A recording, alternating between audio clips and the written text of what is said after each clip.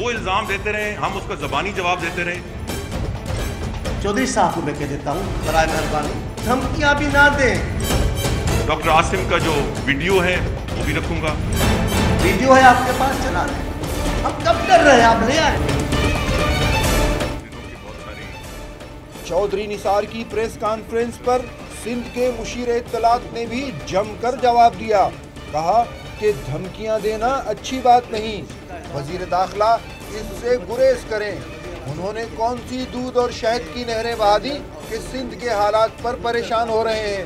चौधरी साहब को मैं कह देता हूँ, बराए मेहरबानी आप अपने सियासी मफादात की खेल यहाँ ना खेलें। धमकियां भी ना दें, धमकियां देना भी अच्छी बात नहीं है।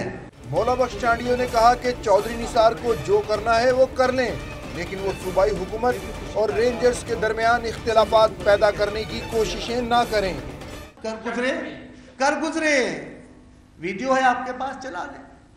कोई सबूत है, ले आए। हम कब डर रहे हैं, आप ले आए। मुशीर इत्तलात ने कहा कि कुछ लोग जमहूरी सफर को रोकना चाहते हैं, उन्हें सुकून पसंद नहीं और वो बेयकीनी की कैफियत पैदा करना चाहते हैं। कुछ लोग हैं जिनको शोर में मजा आता है, जिनको कौम और मुल्क में सुकून अच्छा नहीं लगता, जो बेचैनी को पसंद करते हैं, बेचैनी जिनको ताकतवर करती है।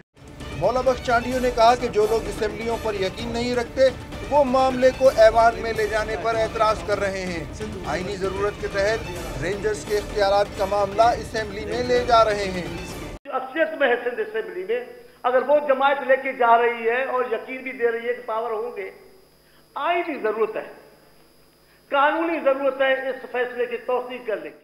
मुशीर इत्तलात ने कहा कि कराची ऑपरेशन हर सूरत जारी रहेगा और कामयाबी से हमकिनार होगा। उन्होंने कहा कि चौधरी निसार कराची ऑपरेशन को सियासी मफादात की भेंट चढ़ाना चाहते हैं।